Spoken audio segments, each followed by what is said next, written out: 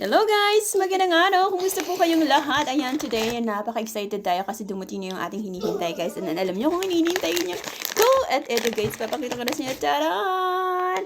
Dumating na ang ating Shepu Apo. Ayan guys, so, natry ko na to. Kumuha ko ng dalawang bag, sachet, ano bang tawag dito? Basta yun na yun.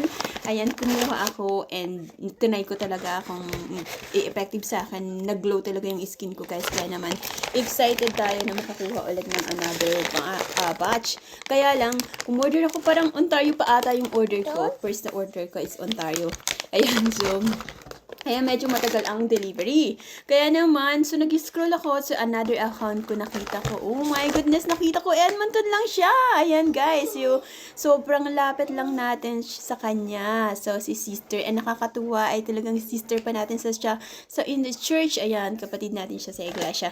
And ayan, nakakatuwa po kung gusto niyo pong i-visit ang kanyang website, i-visit niyo pa lang po siya. Ayan, malapit lang po siya sa Londonderry Mall. Ayan, kung gusto niyo pong i-visit si sister ang kanyang website. At napakaraming pang paganda guys. Ayan, so pampa-beauty. Alam mo naman mga mi, kapag nandiyan nagkakaedad na tayo, kailangan na natin to. Alam mo guys, nung medyo bata-bata tayo, hindi ako mahilig sa mga ganito. Kahit nga lotion, hindi ako mahilig.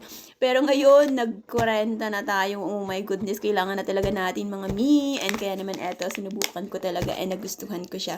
Medyo precious siya, yes. Pero mahirap nito i-maintenance talaga. Pag ganun, kailangan mo. Kasi kailangan talaga consistent para makita mo yung result.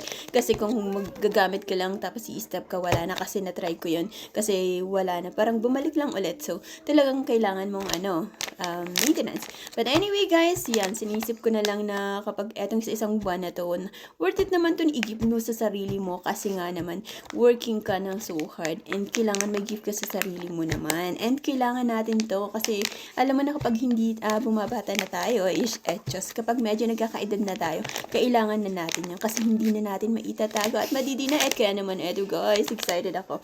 Ayan, original to guys. So, ayan. Oh, ayan, nakita niyo yung gold na yan. Yes, original po siya. Ayan, Shepu Apo, excited tayo. Ayan, na-share ko lang sa inyo ang aking excitement.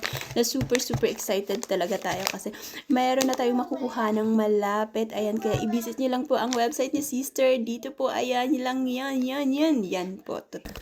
Babush! Bye-bye!